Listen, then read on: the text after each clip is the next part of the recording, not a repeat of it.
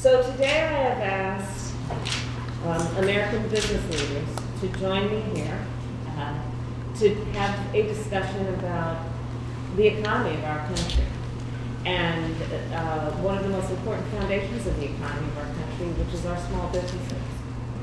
Our small business leaders, they at this table and the many that they represent, really are part of the backbone of our country, not only in terms of our economy. It is also the case that our small business leaders are civic leaders, they are community leaders. The businesses they lead not only employ people from communities, not only train and support people within those communities, they are also part of the fabric of the culture of the communities in which they exist and reflective of the culture of the communities in which they do their business and their work. And so I asked these leaders, who happen to all be women, and also on the occasion of our honoring every day of the year, but in particular this month, Hispanic Heritage Month, to talk with me about the work they are doing, but also the challenges that they face, and the work we can do together. Our administration cares deeply about the issue of what we can do to not only strengthen our economy, but to support small businesses.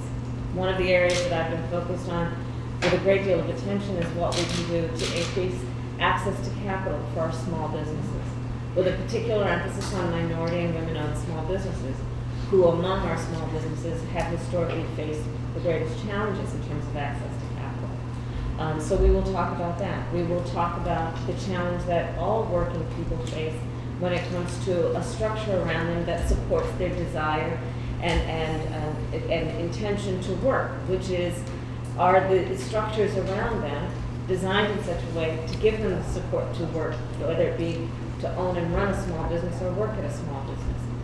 An example of that kind is our care economy, and what are we doing in terms of child care, elder care? What do we need to do more in terms of having a system that says paid family leave is in the best interest of the business and the community and its workers?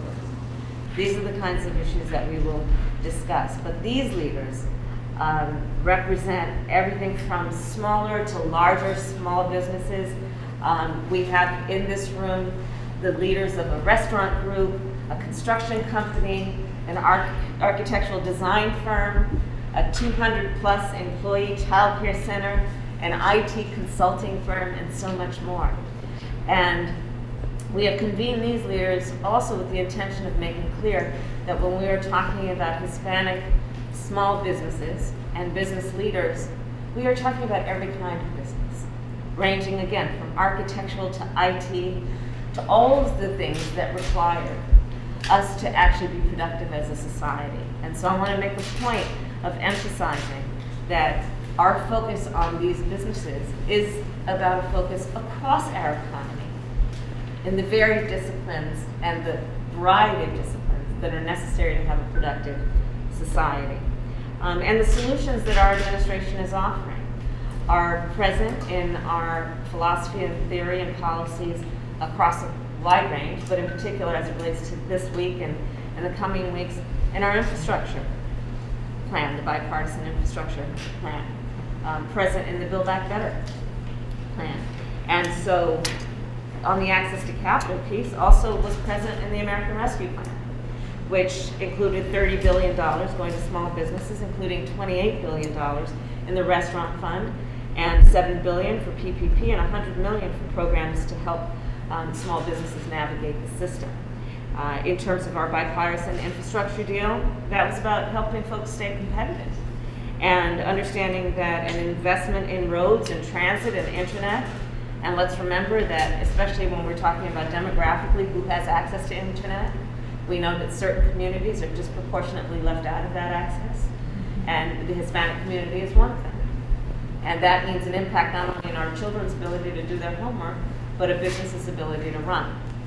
And then on the issue of allowing and supporting our businesses to stay competitive, there is the Build Back Better plan, which is about lowering costs for things like child care, elder care. It is about cutting taxes for families with children through the child tax credit, and creating jobs, and that's about workforce training and apprenticeships.